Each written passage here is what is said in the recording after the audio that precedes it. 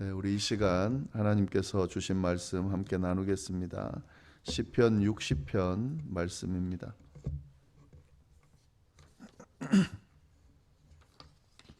제가 가지고 있는 성경으로 구약 성경 845페이지에 있습니다. 시편 60편 1절부터 12절까지의 말씀 우리 함께 교독하겠습니다. 하나님이여, 주께서 우리를 버려 흩으셨고 분노하셨사오나 지금은 우리를 회복시키소서. 땅을 진동시키사 갈라지게 하셨사오니 그 틈을 기우소서. 땅이 흔들림이니이다. 주께서 주의 백성에게 어려움을 보이시고 비틀거리게 하는 포도주를 우리에게 마시게 하셨나이다. 주를 경외하는 자에게 깃발을 주시고 진리를 위하여 달게 하셨나이다. 주께서 사랑하는 자를 건지시기 위하여 주의 오른손으로 구원하시고 응답하소서. 하나님이 그의 거룩하심으로 말씀하시되 내가 뛰놀리라. 내가 세겜을 나누며 숫곡 골짜기를 측량하리라. 길르앗이 내 것이요 므낫세도 내 것이며 에브라임은 내 머리에 투구요 유다는 나의 규이며 모압은 나의 목욕통이라. 에돔에는 나의 신발을 던지리라. 블레셋아 나로 말미암아 외치라 하셨도다.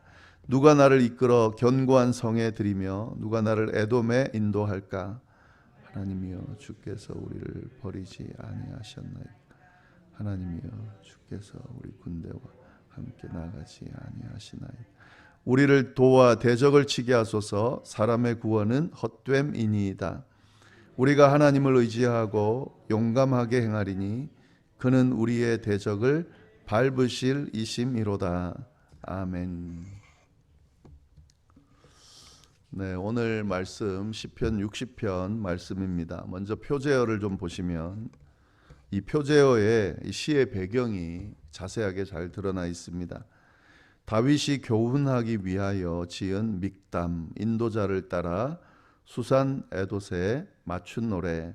다윗이 아람 나하라임과 아람 소바와 싸우는 중에 요압이 돌아와 에돔을 소금 골짜기에서 쳐서 12,000명을 죽인 때에, 이렇게 되어 있습니다. 좀 길죠. 여기에 이제 먼저 보시면은 다윗이 교훈하기 위하여 지은 믹담이다, 이렇게 되어 있는데요. 다윗이 지은 시다라는 거죠. 그리고 다윗이 교훈하기 위해서 지은 시다. 네, 그렇게 우리가 이 표제어를 통해서 이 시가 어떤 시인지를 알 수가 있습니다. 여기서 믹담이라고 하는 말은 정확하게 이 용어가 언제 쓰여졌는지, 이 의미가 정확히 뭔지는 이렇게 전해져 오고 있지는 않습니다만은 히브리어 원문으로 보면 색이다, 조각하다라고 하는 의미가 이 믹담이라는 원어에 있습니다. 그래서 그걸 이제 유추해 본다면 다윗의 믹담 그러면 다윗이 말하는 교훈, 근데 그 교훈이 어떤 교훈이냐면 돌에다가 새겨 넣을 정도의 또 새겨 넣은 그런 교훈이다. 아주 중요한 교훈이다. 뭐 이런 의미로 우리가 생각해 볼 수 있겠습니다. 네, 그리고 인도자를 따라 수산 에돛에 맞춘 노래다.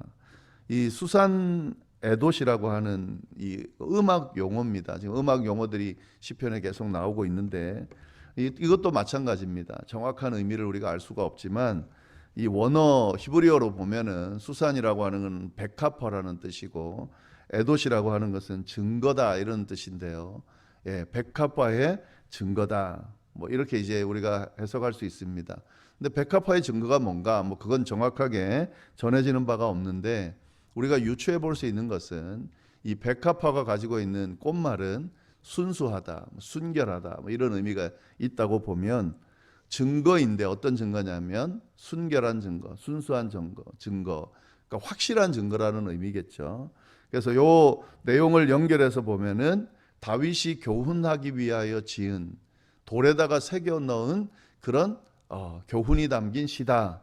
근데 그 시가 증거하는 바가 순결하고 순수하다, 정확하다. 그렇게 우리가 볼 수가 있겠습니다. 이게 이제 시편 60편의 시의 내용 중에 일부고요. 그리고 어떤 내용인지가 자세하게 언급이 되어 있습니다. 다윗이 아람 나하라임과 아람 소바와 싸우는 중에 요압이 돌아와서 에돔을 소금 골짜기에서 쳐서 12,000명을 죽인 때 지은 시다. 그걸 배경으로 한 시다. 라고 지금 돼 있습니다. 이 내용은 사무엘하 8장에 나오는 내용이고요. 그리고 똑같은 내용이 역대상 18장에 나옵니다. 그 내용을 배경으로 해서 지금 이야기를 하는 건데, 대충 말씀드리면 이렇습니다. 이 다윗이 이제 왕위 위에 오르고 막 주변 나라들을 정벌하러 다닐 때, 그때 북쪽 지역에 있는 아람 족속과 싸우고 있을 때인데, 그때 대부분이 이제 북쪽 지역을 공격하고 있으니까 군사들이 거기 집중되어 있을 때 남쪽 지역에 있는 에돔이라고 하는 나라가 이 유다를 공격해 왔습니다. 그래서 위기가 되겠죠. 왜냐하면은 지금 군사들이 북쪽에 집중되어 있는 상황에서 유다 남쪽에 있는 에돔이 공격해 왔으니까 굉장히 지금 위기 상황이 되겠죠. 근데 이 위기 상황을 위기였지만 다윗이 그 에돔이 공격해 온 곳을 가게 되고 거기서 이제 소금 골짜기라고 하는 곳에서 에돔과 싸워서 결국에는 이기게 됩니다.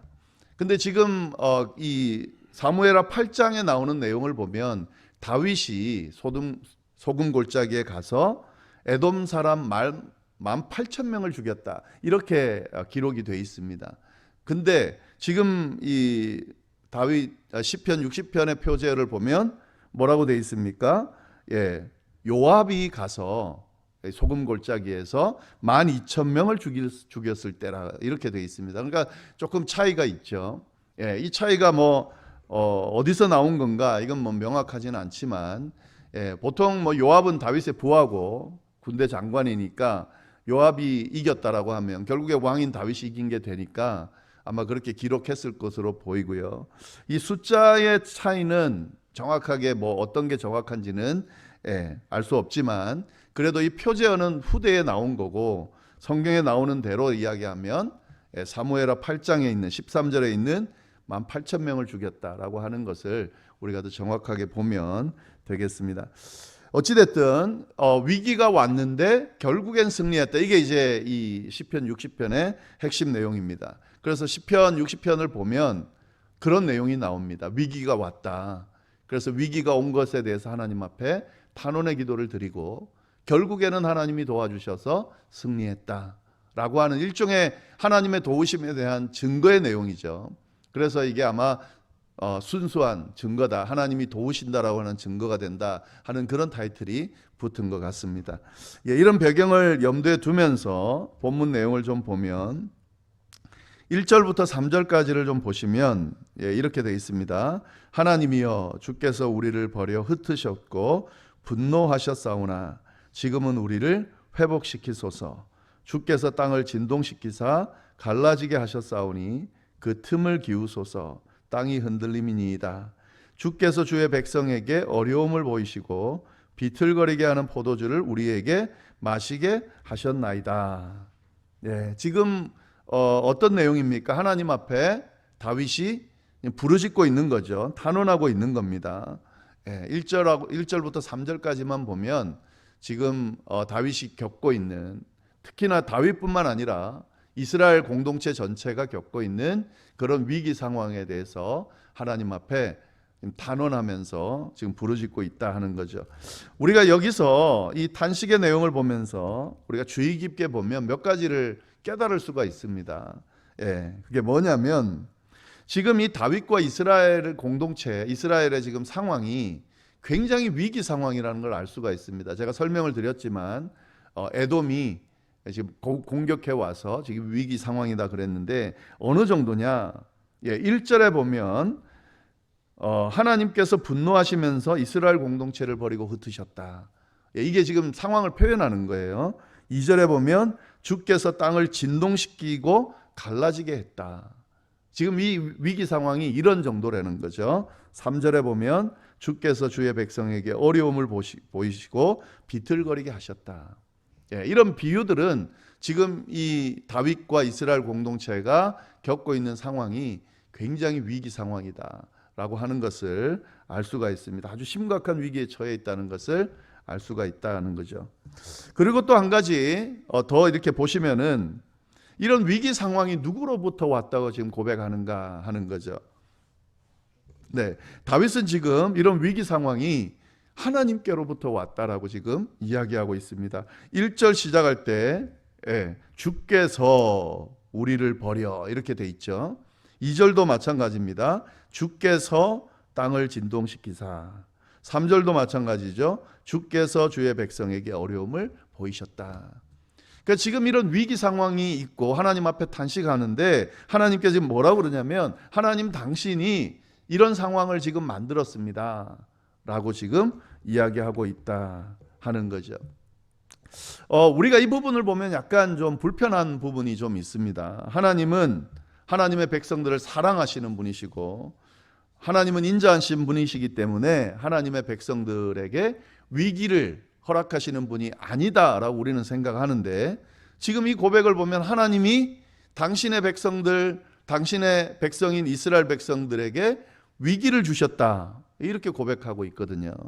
그럼 이게 뭐가 맞냐? 어떤 게 맞을까요? 하나님은 당신의 백성들을 사랑하시고 위기를 고난을 허락하지 않는 분이다. 그게 아니라는 거죠. 그게 아니라는 걸 분명히 이야기를 하고 있습니다. 하나님은 위기 상황을 주시기도 하신다는 거죠. 고난을 주시기도 하신다는 거죠. 하나님은 당신의 백성들이 잘못하고 있는 것을 그냥 두고 보시는 분이 아니시죠. 고난을 통해서 그들의 잘못을 깨닫게 하시고 고치게 하시고 바로잡게 하시는 분이시다. 그냥 잘못 가고 있는데도 그래 넌 내 아들이니까 내 딸이니까 그래 하면서 그렇게 용납하시는 분이 아니다라고 하는 거죠. 그걸 바로잡기 위해서 때로는 불편하지만 고난을 허락하신다 하는 거죠. 또 한 가지 더는 잘못하지 않았음에도 불구하고 고난이 주어질 수도 있다라고 하는 거죠. 이럴 때는 언제냐? 더 복된 인생을 살 수 있도록 하나님이 주시는 복을 받는 길로 이끌기 위해서 그런 고난의 과정을 거칠 수 있도록 허락하신다 하는 거죠.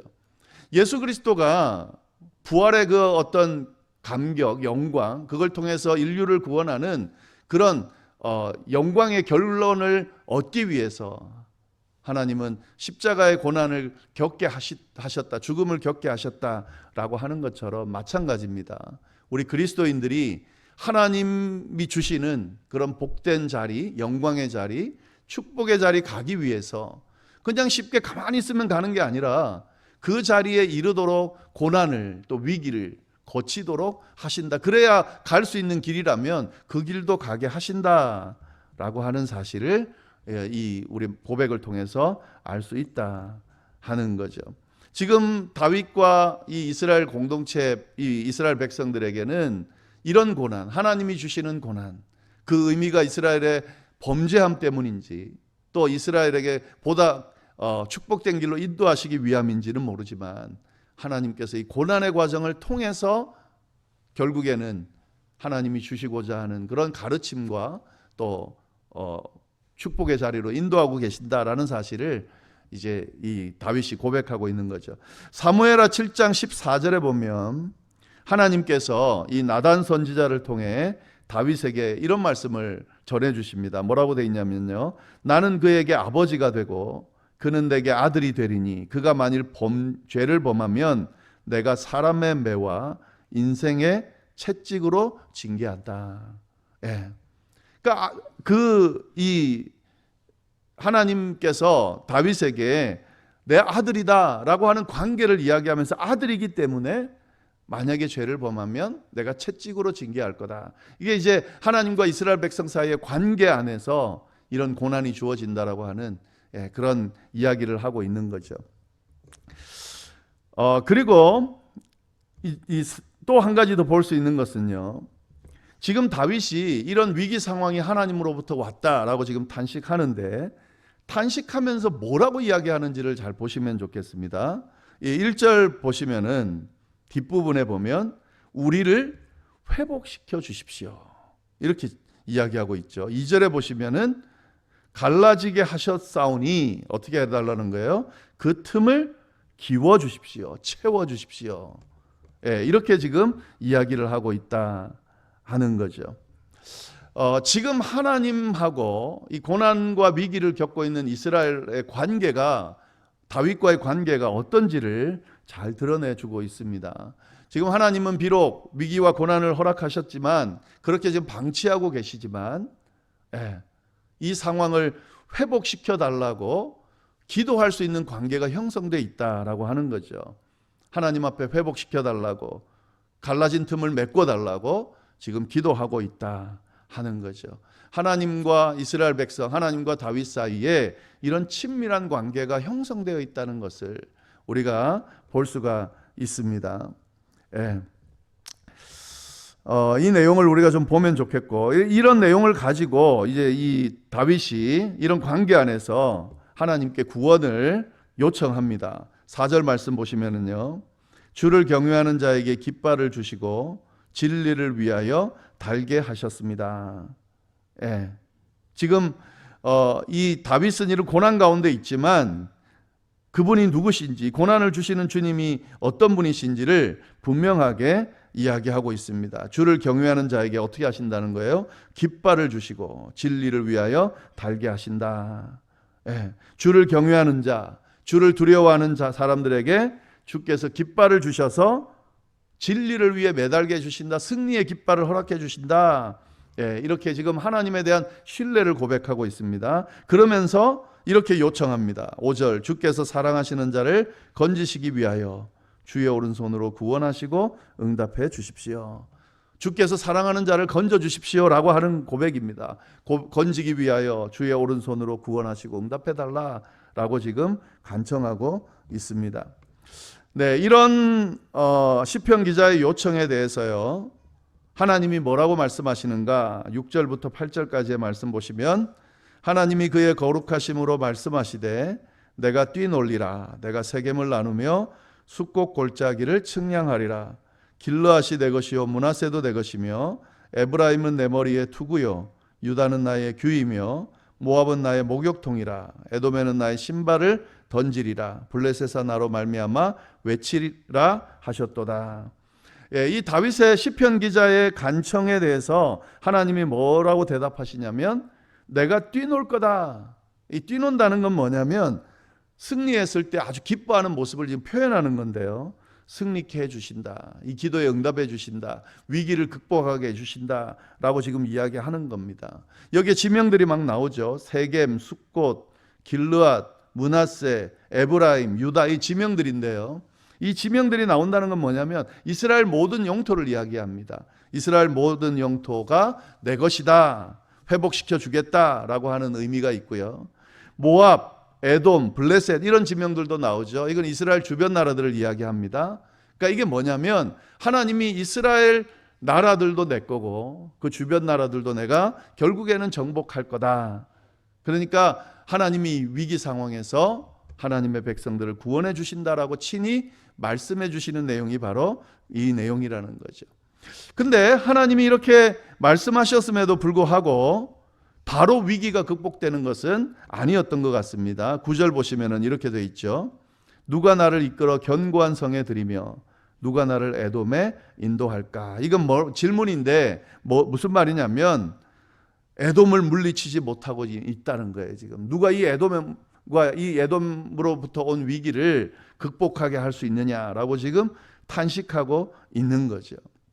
그래서 하나님 앞에 이렇게 단식을 합니다. 10절 말씀, 하나님이여 주께서 우리를 버리지 아니하셨나이까?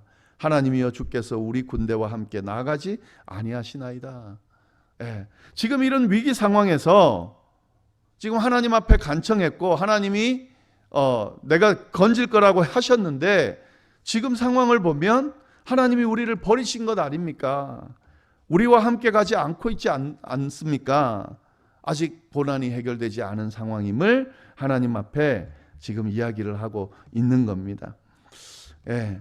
근데 그럼에도 불구하고 또 뭐라고 합니까? 11절 12절 보면은 우리를 도와 대적을 치게 하소서. 사람의 구원은 헛됨이니이다. 도와달라고 요청하는 거죠. 대적을 물리쳐 달라고 요청하는 거죠. 사람은 사람으로부터 구원받을 수 없다고 지금 이야기하는 거죠. 오직 하나님만이 구원할 수 있다라고 이야기를 하는 거죠. 우리가 하나님을 의지하고 용감하게 행하리니 그는 우리의 대적을 밟으실 이심이로다. 하나님과 함께라면, 하나님이 지금 비록 우리를 버린 것처럼 위기 상황에 있는 걸 돌아보지 않고 있지만 하나님이 함께 하시면 이길 수 있다, 용감해질 수 있다. 적들을 빗밟으실 분이 하나님이시기 때문에 그 하나님과 함께라면 이길 수 있습니다. 그러니까 도와주십시오. 이렇게 지금 요청하고 있는 거죠. 그래서 결국에는 어떻게 됐습니까? 하나님이 도와주셔서 결국에는 그 위기를 이기고 승리하게 됐다라고 하는 겁니다. 예, 우리가 이 시편 60편을 보면서 지금 말씀드린 것들을 우리가 깨달을 수 있고요. 한 가지 여기서 우리가 볼 수 있는 건 뭐냐면 이 말도 안 되는 지금 떼를 쓰고 있는 거죠. 하나님 앞에 감히 나가가지고 하나님이 우리를 이렇게 만들었습니다.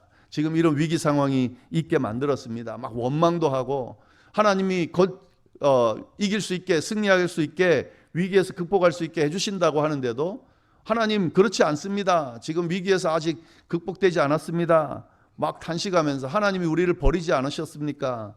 하나님이 함께하고 계시지 않고 있지 않습니까? 막 이렇게 지금 떼를 쓰고 있는 거예요. 그러나 그럼에도 불구하고 하나님을 향해서 당신이 아니면 해결해 줄 수 없습니다. 도와줄 수 없습니다. 당신이 도와주면 제가 용기를 낼 수 있습니다. 막 이렇게 지금 이야기하는 이 내용들을 보면서 우리가 뭘 볼 수 있냐면 이 다윗이 하나님과 얼마나 친밀한 관계를 맺고 있는지를 우리가 볼 수가 있습니다. 이런 기도는요, 친밀한 관계를 유지하기 때문에 할 수 있는 기도다라고 하는 거죠.